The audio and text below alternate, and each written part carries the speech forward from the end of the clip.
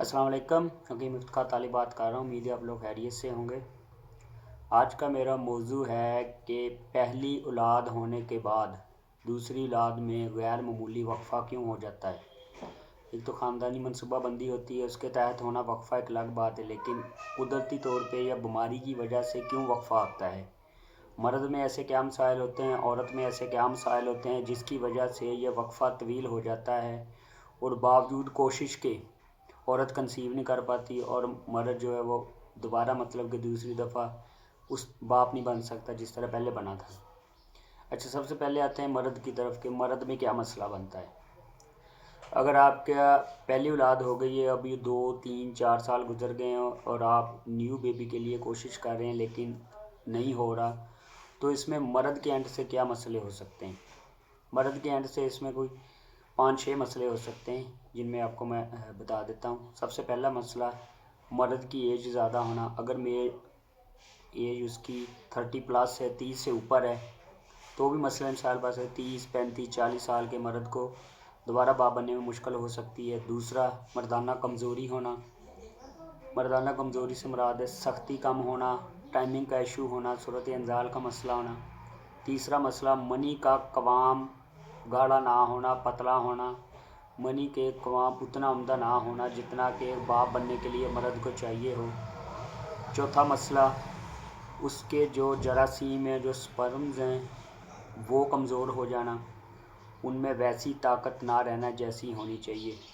پانچواں مسئلہ، sugar, blood pressure کا مسئلہ، اس کے علاوہ معدے کے مسائل کا لمبے عرصے تک رہنا۔ یہ 5-6 مسئلے مرد میں ہو سکتے ہیں۔ اب اسی طرح عورت میں کیا مسئلے ہو سکتے ہیں۔ اگر مرد فٹ ہے تو عورت میں کیا مسئلے ہو سکتے ہیں، عورت کے اینڈ سے کیا کیا مسئلے ہو سکتے ہیں جس کی وجہ سے وہ دوبارہ جلدی کنسیو نہیں کر پاتی، ماں نہیں بن سکتی، پریگننسی نہیں ہو رہی، اس کے اینڈ سے کیا مسئلہ ہے۔ عورت کا سب سے پہلا ایج فیکٹر، اگر وہ 30+ ہے، 35 40 کے قریب ہے، تو سب سے بڑا اس کا مسئلہ ہوگا ایج۔ دوسرا مسئلہ اس کا ہو جائے گا ماہواری کا مسئلہ، اگر اس کو ریگولر ماہواری نہیں آ رہی، ڈیٹ کا مسئلہ ہے، تو بھی اس کے ساتھ یہ مسئلہ ہو سکتا ہے۔ تیسرا مسئلہ ہو سکتا ہے یوٹرس کا ٹل جانا، چھوٹا ہو جانا یا وہاں پہ مسئلہ ہونا۔ پانچواں مسئلہ، اندر ایگ نہ بننا، تھیلیاں بن جانا۔ چھٹا مسئلہ اس کے ساتھ ہو سکتا ہے کہ لکوریا وغیرہ ہو اس کو۔ ساتواں مسئلہ، موٹاپا ہو سکتا ہے۔ لکوریا زیادہ تر انہی عورتوں کو ہوتا ہے، خاص کر شادی شدہ عورتوں کو، ایک تو جن کے ہسبینڈ گھر سے دور ہوں، باہر ہوں، جاب کے سلسلے میں 1 2 3 ماہ کے بعد گھر آتے ہوں، یا آؤٹ آف کنٹری ہوں، یا جس کی پارٹنر مرد کی ٹائمنگ کم ہو، ان عورتوں کو بھی لکوریا کی شکایت ہو سکتی ہے۔ یا رحم میں سوزش ہونا، یہ بھی ایک بڑی وجہ ہو سکتی ہے۔